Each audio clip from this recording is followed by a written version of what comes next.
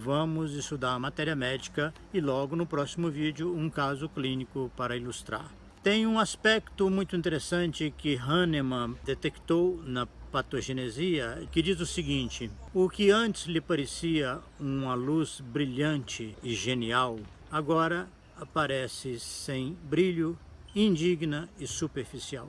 Esse efeito patogenésico permite já uma análise que leva aos dois polos. No primeiro, o polo positivo, nós vamos perceber que essa sensação de que as coisas têm brilho e são geniais facilita para que a gente entenda que o medicamento tem uma ideia, ele tem projeto e tem um fluxo de ideias abundantes, e essas ideias são esquemáticas, ou seja, elas são organizadas na sua própria cabeça de forma que elas permitem realização de um projeto até a sua execução. Então, vejamos que a partir desse critério nós podemos dizer que a periodicidade característica desse medicamento é possível, pelo menos em tese,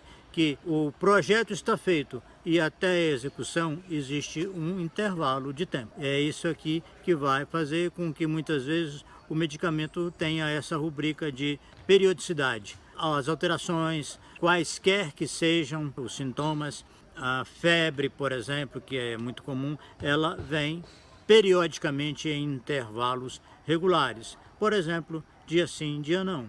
Dia sim, dia não. Tem um ritmo, uma periodicidade. E a genialidade vai ficar mais evidente quando nós entendemos que existe uma capacidade de você organizar essas ideias, esse projeto, e fazer isso de uma forma genial. A ideia é brilhante, é assim uma coisa que leva a uma empolgação que tem que fazer, e quando ele tem essa característica já desenvolvida, ou ele percebe em alguém, ele vai, por exemplo, dizer que a pessoa com um simples toque, ela altera a organização. E tem uma outra palavra muito interessante que é arranjo. Então, uma pessoa, às vezes, num projeto de qualquer natureza, ele diz que aquele que sabe, aquele que entende, que tem competência, que tem arte, ele chega e com um toque, ele altera todo o arranjo.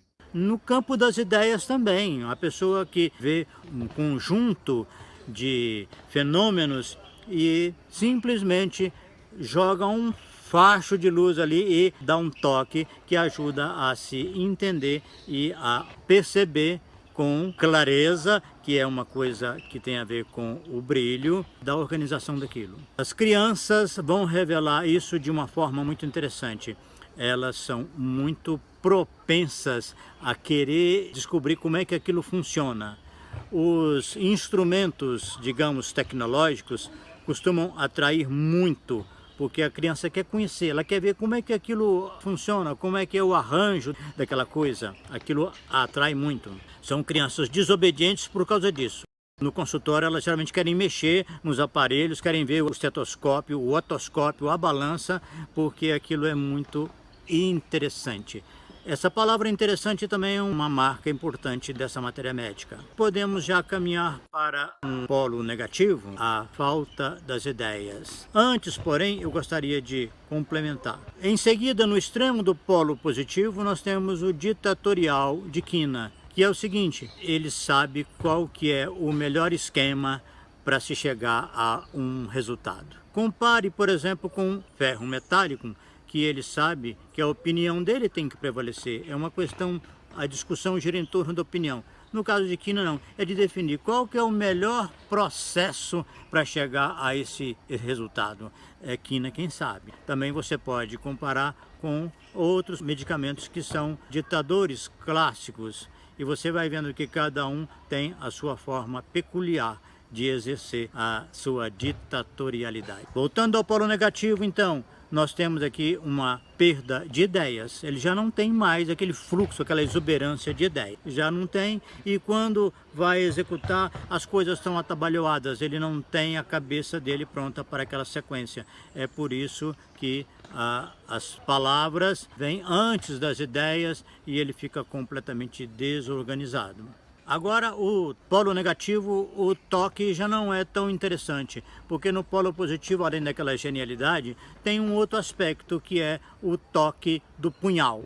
O que é o punhal? É ele ter uma pequena superfície de contato e um afundamento, nesse sentido de penetrar na pessoa e causar danos importantes. No polo negativo, ele tem aversão ao toque, aversão a carícias, por exemplo. E ele progride nesse polo negativo de forma que ele vai ficar preso às próprias ideias. O imaginário dele continua, mas agora não como uma força positiva, mas como algo que o impede. Então, ele chora e se lamenta por uma coisa imaginária, um pesar imaginário, uma queixa que é imaginária. Ele não consegue se furtar a esse poder que ele tem, a esse talento, mas agora o impede. Tanto que ele chega a um extremo de se sentir impedido por todos. E não existe nenhum impedimento real, concreto ou objetivo. É apenas uma sensação que o tolhe. E mais ainda para o extremo, ele tem uma rubrica que é praticamente exclusiva. As coisas lhe parecem sem atração. No repertório de Kant e nos sucessivos, mind unattractive things seem. As coisas lhe parecem sem atração. Então vem uma indiferença, uma apatia muito grande por conta que nada é genial, nada é brilhante, nada o atrai. Como experiência clínica, ainda quero destacar o fato de que criança, por exemplo, que quer muito um cachorro, reclama e pede e se lamenta durante muito tempo, ganhou o animal, a família mora num apartamento, ele brincou a tarde todinha com o cachorrinho e nunca mais se interessou, nunca mais brincou com ele, nunca mais cuidou. É a oscilação nítida de que uma coisa que parecia muito brilhante, muito atrativa, muito interessante e genial, ela perde o interesse completamente. Ainda, outra experiência clínica, é a pessoa que me disse assim: olha, eu quando preparo uma viagem, eu acho fantástico. Eu preparo o roteiro com os mínimos detalhes. Onde vamos parar, o que vamos fazer de lanche, por onde vamos prosseguir, onde iremos hospedar. E assim eu faço um planejamento enorme. Doutor, para mim, isso é melhor do que a viagem em si. Ou seja, é uma pessoa focada no planejamento. Então vocês deduzem que quina é um medicamento também importantíssimo na capacidade de teorizar sobre as coisas. Mas podemos dizer que ele teoriza um pouco mais em relação ao planejamento das coisas. Em rápidas palavras, quina, o nosso medicamento histórico de origem da homeopatia, passa por esse eixo. É claro que tem mais coisas, mas está sempre dependendo dessa estrutura básica. A seguir nós vamos ver um caso clínico com mais detalhe. Um abraço, obrigado. Olá meus amigos, vamos estudar agora o caso clínico de Quina officinalis. Uma paciente de 30 anos, do sexo feminino, doméstica, estava em tratamento já tinha algum tempo de dores nos dentes, dor no peito, dor de cabeça, e ela dizia que era portadora de ovário policístico. A história dela é de um relacionamento anterior com um marido, com quem ela teve 2 filhos, mas muitas brigas violentas que chegaram a ponto dela esfaqueá-lo. Separou-se dele e depois de algum tempo teve um outro relacionamento, engravidou e passou a morar com esse sujeito quando ela estava com 7 meses de gravidez. Então ela tinha 3 filhos e agora já estava com um 3º relacionamento. E mesmo assim, muito queixosa porque brigavam frequentemente e diz ela que ele tinha mentalidade de criança, então ela estava pensando em separar-se dele. Na história pregressa tem uma informação que ela disse assim espontaneamente que ela cuidava muito bem dos filhos, era carinhosa até quando eles tinham 1 ano e meio. A partir daí ela não era mais carinhosa e que menino cresce e fica enxerido, então ela não tem mais um carinho com eles. Ela também tinha sonho que um amigo tinha sido esfaqueado, isso anteriormente. Dizia que tinha raiva, às vezes assim furiosa, com vontade de estrangular a pessoa e que tinha vontade de se vingar daquelas pessoas que a afetavam, que de alguma forma lhe faziam mal ou faziam fofoca a respeito dela. Ela também dizia que gostava muito de arrumar a cozinha, gostava de ver as panelas bem areadas, porque gostava de ver o brilho das panelas. Bom, vocês vão ver que essa paciente foi medicada com quina, principalmente em função dessa informação de que os filhos perdiam a atração a partir de 1 ano e 5 meses e ela se distanciava afetivamente deles. Medicada com quina 200 FC dose única, ela retornou 1 mês depois, um pouco mais, 40 dias, com um relato de uma melhora global. Ela melhorou fisicamente e diz que tinha melhorado a autoestima dela, tinha passado a se maquiar para sair, e tinha diminuído o choro, a depressão, estava se divertindo, uma melhora muito interessante. Dizia que ainda tinha uma irritação com o filho de 5 anos, que era o filho mais velho, mas carinhosa com os outros e chegou inclusive a abraçar os filhos nesse período. Voltou 60 dias após essa segunda consulta e tinha acontecido uma separação em relação a esse terceiro companheiro dela, o terceiro marido. E ela estava sentindo enjoo, sentindo tontura, muita tristeza, mas que continuava um pouco mais carinhosa com os filhos. Ela foi medicada dessa vez com uma outra dose de quina 200 FC. Podemos destacar aí algumas coisas. Primeiro que a questão de esfaquear, achar as coisas brilhantes ou sem brilho. Ela disse na primeira consulta que era como se ela não estivesse vivendo, porque as coisas pareciam sem graça, sem brilho. E vocês se lembram que ela gostava de arear as panelas para vê-las brilhantes. A oscilação dela em relação ao interesse, à disposição para ter os filhos foi importantíssimo para lembrar aquele sintoma que, no primeiro momento, as coisas lhe parecem brilhantes e geniais e depois sem brilho, indignas e superficiais. Dessa maneira, a paciente tem traços peculiares que indicam o medicamento e alguém poderia dizer, mas ela disse a respeito de vingança. Vocês acham que quina tem alguma coisa de vingança? Aparentemente não tem na matéria médica, mas isso surge no repertório, que ela tem um humor insolente e vingativo. Então, nós podemos dizer que, de alguma forma, traços mais importantes desse caso estão bem enquadrados naquilo que é a peculiaridade de quina. Lembrando ainda que ela mostrou a atitude de usar um punhal e furar o marido e ter sonhos com um amigo que estava sendo furado. É um linguajar típico da região que as pessoas falam que furou o outro significa que esfaqueou com algum instrumento que produz esse tipo de lesão. Com isso nós podemos ver o seguinte, que a melhora que nós podemos obter com o medicamento homeopático depende muito do paciente, do seu potencial de aproveitamento dessa substância. Ela teve uma boa resposta, mas estava ainda num processo de um terceiro casamento muito ruim para ela, muito insatisfatório.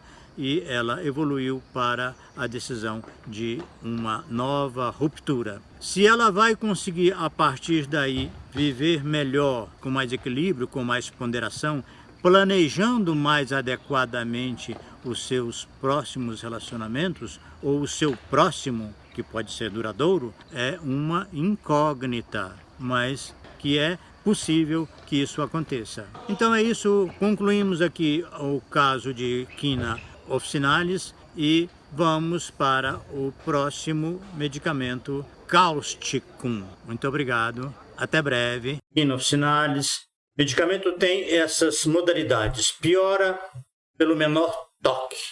Esse símbolo aí no início, antes da palavra menor, significa piora. Quando ele está invertido, melhora. Então, ele piora pelo menor toque, piora por corrente de ar, piora em dias alternados, piora por perda dos fluidos vitais, piora depois de comer e piora dobrando-se para frente. Piora pelo menor toque tem a ver com o arranjo. Conforme vocês viram no estudo apresentado no vídeo, a capacidade de arrumar as coisas, de organizar um conjunto de ideias, também acontece em relação ao projeto em execução. Então, ele é capaz de promover um arranjo muito bem adequado de elementos, fatores e também de ideias. Vou destacar ainda aqui a piora da corrente de ar. É uma analogia assim um pouco sem tanta consistência, mas é com um fluxo de ideias,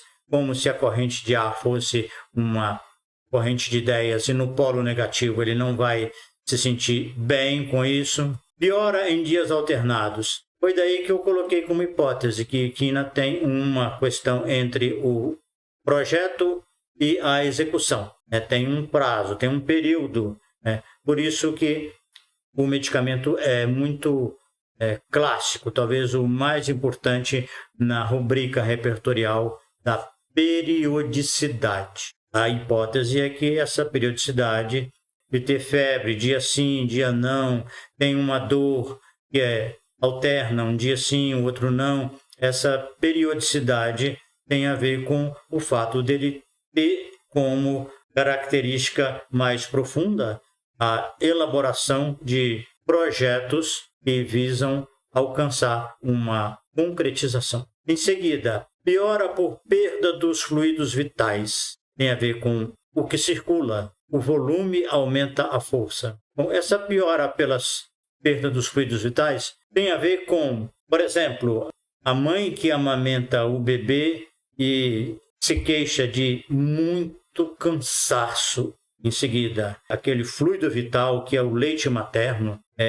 deixa exausta. Ou então a criança que tem uma diarreia, mas ela fica prostradíssima, mesmo com uma diarreia branda. Ou seja, a perda de líquidos, a perda de sangue também, inclusive o sangue da menstruação, pode acarretar uma debilidade muito grande na mulher, em seguida ou durante a menstruação. Bom, o resto aí eu acho que não tem tanto significado assim para o medicamento. Tem uma teoria, uma explicação aí que eu prefiro deixar. Sensível ao toque no polo negativo e gosta de tocar, mexer em tudo no polo positivo. Sensível ao toque, conforme eu comentei, no polo negativo ele não quer ser acariciado. É um dos poucos medicamentos que tem essa rubrica. E o que falamos aí no vídeo foi que o toque é muito interessante porque mostra uma capacidade de arrumar, de mostrar o seu talento, a sua característica assim, pessoal, na maneira como faz, na maneira como elabora, como apresenta um trabalho. Então, pessoa que tem esse talento, é comum que os outros digam: esse aqui tem o dedo de fulano, porque ele consegue transmitir a sua vocação, a sua capacidade, a sua competência, a sua arte no arranjo que ele dá ao seu próprio trabalho. Seja científico, artístico, social, o que for, ele vai mostrar essa capacidade de tocar. Eu acho que isso é mais importante. Nós vamos ver que aparece na clínica também, especialmente nas crianças, né, que são muito curiosas e que pulsam muito nas coisas. Na prática, é um dos tipos mais curiosos. Necessita tocar em tudo, para o que serve e como funciona. Malicioso, mal intencionado, fere os sentimentos dos outros. Gosta de tocar e aborrecer os outros. Cutuca no ponto fraco e mexe com a pessoa toda. Tudo bem. É muito interessante porque se você tem no polo positivo, isso é uma qualidade, você ser capaz de dar um toque, é um toque personalizado no polo negativo. Você vai fazer isso não de uma forma construtiva, mas para desarrumar, para tirar alguém do seu ponto de equilíbrio. Então vai e coloca o dedo na ferida e dá uma cutucada. Eu me lembro de conhecer algumas pessoas, especialmente crianças, né, que têm muita espontaneidade para manifestar as suas características, o seu temperamento, que agiam exatamente dessa forma. Elas tinham uma perspicácia muito interessante de notar ali onde é que estava o ponto vulnerável e mexer exatamente nisso aí, o que acabava gerando um transtorno familiar, porque elas faziam isso com muita habilidade. As ideias esquemáticas já ficou claro. Aquilo que antes lhe parecia uma luz brilhante e genial, agora parece sem brilho, indigna e superficial. Durante muito tempo, quando eu estudava matéria médica, eu ficava tentando descobrir o que seria a luz brilhante, o que seria, né? O que Ina veria como sendo alguma coisa brilhante e genial. Depois de um certo tempo é que a cabeça abriu um pouquinho mais e aí começamos a perceber, eu e o grupo que estudava em Brasília, ligado ao Instituto de Saúde Integral, que não era uma coisa específica, mas era a forma dele ver. Ina vê alguma coisa como sendo muito atrativo, muito interessante, muito brilhante. É como vocês viram a paciente, do caso clínico apresentado, que ela dizia que gostava de arrumar a cozinha para ver o brilho das panelas. É por aí. A pessoa é que identifica alguma coisa, algum elemento, algum fator, algum processo, algum objetivo que ele coloca como sendo maravilhoso. Aquilo atrai de uma forma arrebatadora e a pessoa então se lança e começa a fazer projetos no sentido de alcançar aquela meta, e isso vai se tornando uma coisa muito pesada às vezes, porque o objetivo pode estar difícil, pode estar muito cheio de obstáculos, mas a pessoa começa a fazer planos. Então, é nesse caso que pode acontecer dela fazer projetos, né? Fazer castelos no ar. Essa expressão está na matéria médica de Quina. Fazer castelo no ar. Está longe de ser possível, mas ela se lança, né, com toda essa expectativa, com sonhos, com ideias, com projetos.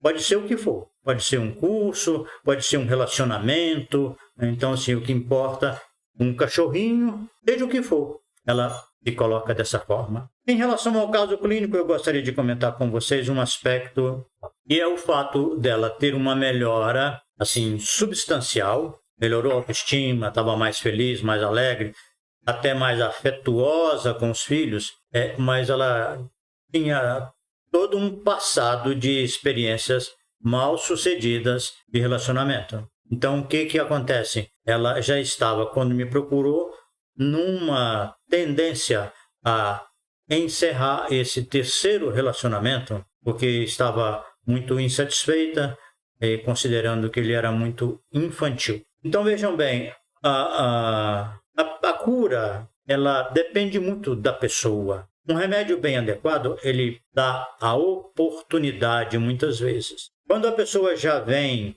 se reconstruindo, já vem num esforço pelo menos, está enfrentando barreiras internas, mas ela vai, está empenhada, está batalhando, numa busca, o remédio vem e essa pessoa desfere um voo terapêutico notável. Mas, do contrário, quando a pessoa quer um medicamento para solucionar os problemas, para ela continuar do mesmo jeito, a gente tem o contrário e pode chegar a ter até, depois dessa melhora inicial, uma regressão, uma piora, que a pessoa fica em condições mais graves do que quando ela começou o acompanhamento.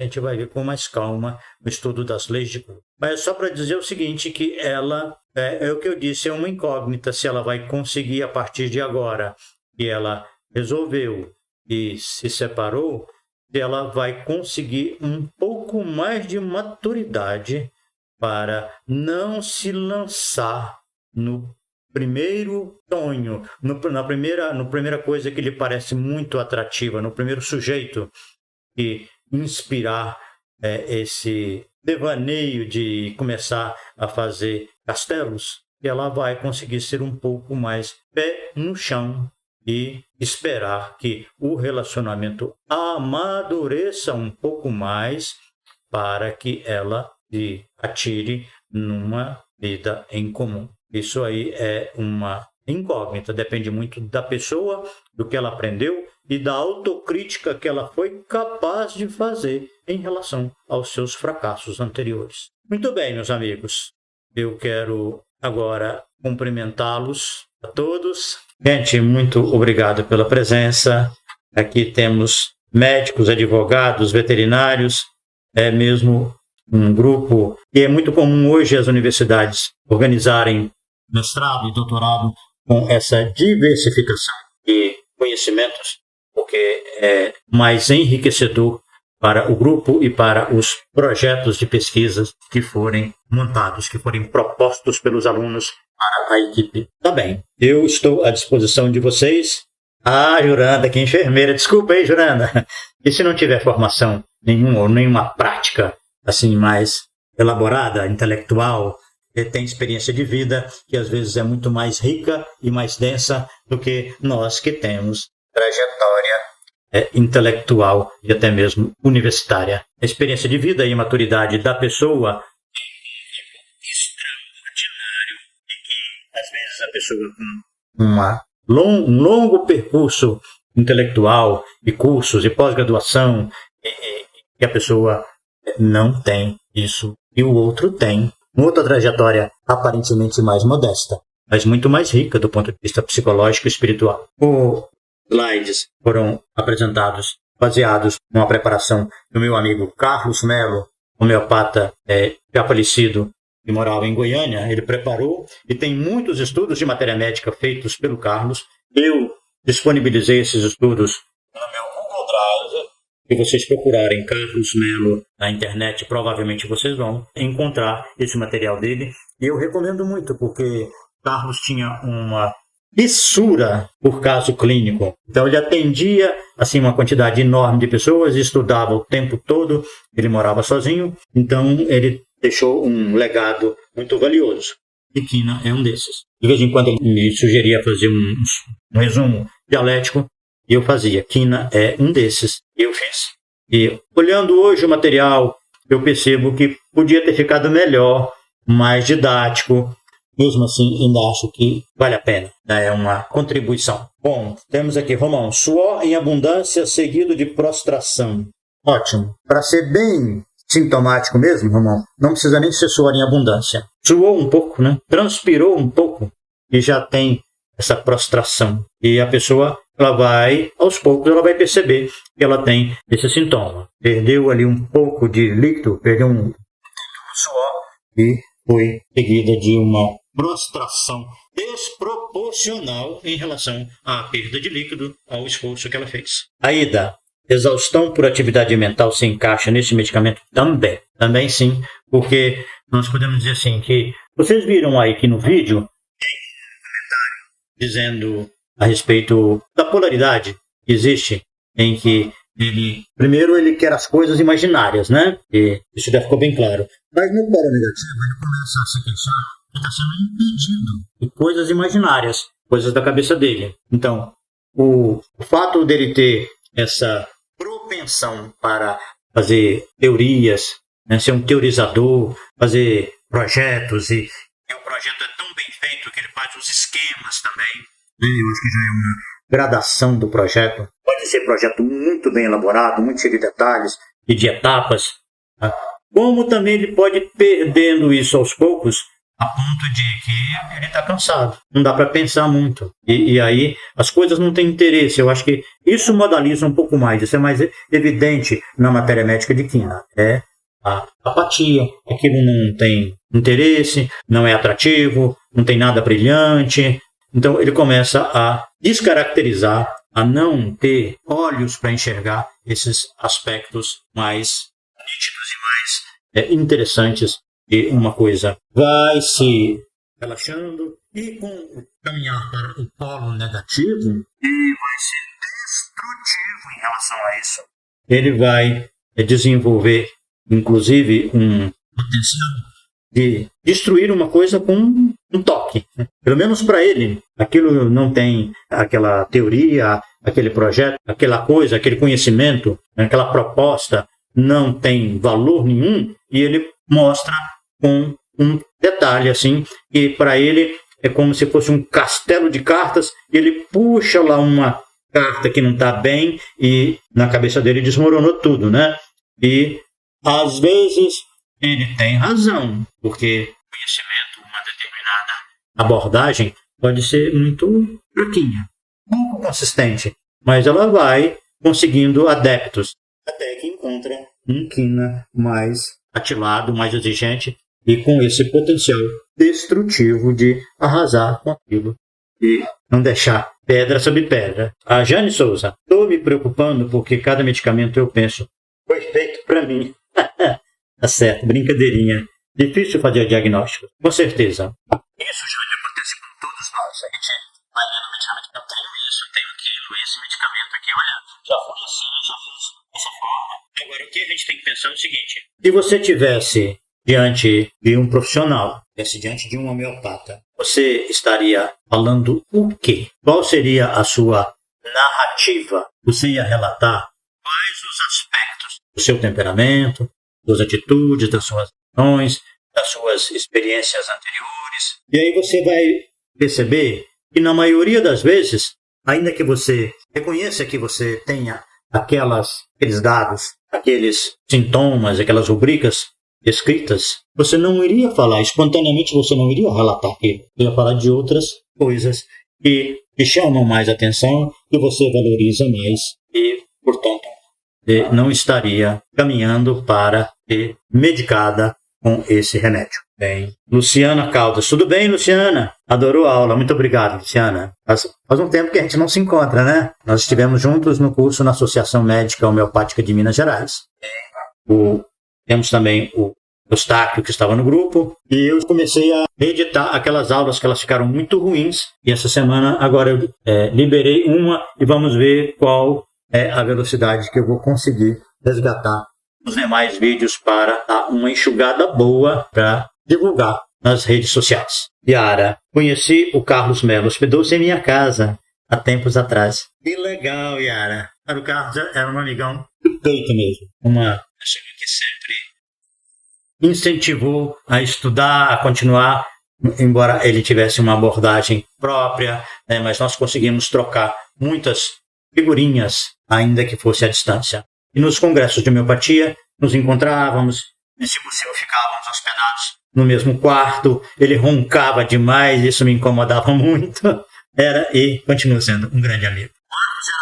O homeopata trabalha com sintomas emocionais, físicos, e que mais para se chegar a um diagnóstico? Ô Márcio, você fez uma pergunta muito interessante, porque isso é um tema que a gente já trabalhou um pouco, mas é sempre útil retomar e acrescentar alguma coisa. Porque na maioria das escolas de homeopatia, eu tenho a impressão, é uma suposição, porque eu não tenho acesso, mas pelo que eu vejo, os novos homeopatas, eles estão ainda pensando muito no aspecto quantitativo. Então, selecionam um leque de rubricas do repertório, né, de sintomas do repertório, e fazem a repertorização. Eu já mostrei algumas aqui para vocês. E em seguida, ele escolhe, mas assim, é uma escolha que muitas vezes é difícil, porque fala assim, esse paciente parece licopódium por isso e por aquilo. Mas esse determinado aspecto, nos vômica, mas nos vômica não tem aquela característica de licopódium. Então fica uma escolha que é pobre, porque O mais importante na escolha das características do paciente, que é o que você está perguntando, são as peculiaridades. E para você saber as peculiaridades, você tem que ter uma boa bagagem de matéria médica e de repertório, naturalmente. Então, à medida em que nós vamos estudando os medicamentos e, simultaneamente, o repertório, nós vamos aprendendo. Existem características que podem aparecer na clínica. Por exemplo, calibromato tem uma rubrica muito interessante. Já me permitiu utilizar uma vez especificamente por ela, que ele se sentia alvo da vingança divina. Não, é claro que o paciente não chega a dizer nesses termos, mas o que acontecia com ele na vida era uma vingança do sistema, uma vingança da vida, com V maiúsculo. Então, é uma sensação muito peculiar, calibromato. Ou se você não sabe, vai ao repertório que às vezes encontra. Tem algumas coisas muito interessantes que a gente nunca vai encontrar, pelo menos não tem ainda relato na matéria médica nem no repertório. E é uma pena. Muito peculiares. Mas a seleção de características peculiares é como esse caso de Quina. Ela tem uma atração pelos filhos até 1 ano e 6 meses. A partir daí ela perdeu o interesse. Isso é um dado muito chamativo para Quina. Queria ver o brilho das panelas. Você já está começando a ressoar a mesma ideia. Então, assim, é preferível você selecionar poucas características, mas que sejam bem peculiares. Isso engloba emocional e físico. Romão, o Carlos Melo, está se referindo ao Carlos Melo, esteve no curso de séries em Goiânia. Ele sim, deu um pré-curso num congresso da Associação Médica Homeopática Brasileira, fez trabalho muito denso e muito volumoso. Aida, a narrativa que o homeopata privilegia para a escolha do medicamento e para a formação do diagnóstico é a história ou a atualidade dos... Depende, Aida, depende do que tem na história. Se for uma peculiaridade marcante, tem um peso, pode ter um peso muito grande. Mas uma atualidade também que esteja sobressaindo, uma peculiaridade que está sobressaindo atualmente, sem uma outra coisa da história, adquire uma relevância maior. Então, assim, isso aí depende também de um outro fator que pesa muito, é o quanto isso é também uma peculiaridade, é uma raridade na matéria médica. Se você pega, por exemplo, uma característica de uma pessoa que tem 100, 200 medicamentos nessa característica no repertório, contribui muito pouco para a escolha do medicamento. A gente coloca para dar um pouco de volume, né? Um pouco de massa, mas uma repertorização boa às vezes é com 3, 4 características bem peculiares. Você tem ali, aparece o medicamento, você olha a matéria médica e está realmente muito dentro, né? O paciente se enquadra muito bem dentro desse conjunto, dessa matéria médica. Mas é preciso que a gente aprenda a estudar a matéria médica com essa visão mais ampliada, porque, infelizmente, a maioria dos autores tende a fazer uma abordagem restritiva. Eles separam as características de uma forma muito literal e querem que vocês decorem e que você fique restrito a esse conjunto. Os sintomas da alopatia. O sintoma alopático ele é importante para o diagnóstico clínico. Tem dor de cabeça, se você tiver com o olho um pouco projetado para frente, o olho meio arregalado e um apetite voraz e aumentado, você um pouco mais inquieto, você já está com o diagnóstico. A clínica já está dando o diagnóstico. Você vai fazer dosagem dos hormônios da tireoide e provavelmente vai confirmar que você está com hipertireoidismo. Entretanto, essa dor de cabeça tem alguma modalidade? Modalidade significa o que melhora, o que piora, tem relação com alguma coisa? Tem algum fator que antecede? Tem alguma coisa que parece que provoca? A pessoa sente alguma coisa relacionada com essa dor de cabeça? Depois, por exemplo, antes, durante ou depois? Ou seja, a gente procura ver os aspectos que não têm nenhum significado para o diagnóstico clínico, mas que, no entanto, caracterizam um pouco a pessoa. E muitas vezes esse dado pode ser importantíssimo. Quina, por exemplo, não apareceu aí no nosso relato, nem no meu, nem no material do Carlos, que piora com o toque, um leve toque, mas melhora com a pressão. Esse aí é um uma informação interessantíssima que fala muito a favor de quina. Na alopatia, valoriza os sintomas orgânicos. E na homeopatia, poderia falar sobre isso? Sim, Yolanda, é isso aí. Então, são as modalidades dos sintomas, sejam emocionais ou orgânicos, e aquilo que nós costumamos dizer, o que seja raro, estranho e peculiar. Uma coisa que muita gente se queixa, que sente, uma atitude, uma reação que é comum, não tem valor para o homeopata, tem um valor secundário, porque o que nós queremos é aquilo que é raro, aquilo que caracteriza a pessoa e identifica o seu modo de ser, de sentir e de reagir. Jane, no caso, ela era violenta. Houve um outro medicamento concomitante para agir junto com quina? Não houve. Isso é uma conduta clássica. A homeopatia clássica se baseia em um remédio de cada vez. Pode até mudar o medicamento. Um quadro agudo, por exemplo, você pode mudar daí algumas horas ou no dia seguinte, mas de preferência um só. Eu já comentei e vou repetir rapidamente. Eu tratei muitos casos de pneumonia em criança e eu tinha essa conduta. Primeiro, um medicamento único, de preferência baseado no quadro geral da criança. E se ela já estava andando bem com um determinado medicamento, em geral era a primeira escolha. No dia seguinte, se não tinha uma boa resposta, eu fazia um levantamento das características do quadro agudo. Está chorando muito, ou está muito irritado, está agressivo, e pegando as características de temperamento com o quadro clínico. Por exemplo, o que muda na criança durante a febre? Muda alguma coisa na sede, no sono ou na transpiração? Pegar alguns sintomas do quadro agudo e prescrever um segundo medicamento. Se não tiver melhora, no terceiro dia eu faço um levantamento das características do quadro agudo. Agora já, por exemplo, pneumonia tem uma rubrica muito boa no repertório que é o local da inflamação. Então, como eu já tinha pedido uma radiografia, tinha, por exemplo, alteração inflamatória mais evidente na base do pulmão direito, em qualquer outro local. Nós temos esse tipo de informação no repertório. Então, eu agregava esse dado, selecionava 2 ou 3 medicamentos para serem tomados com frequência alternadamente a partir daí.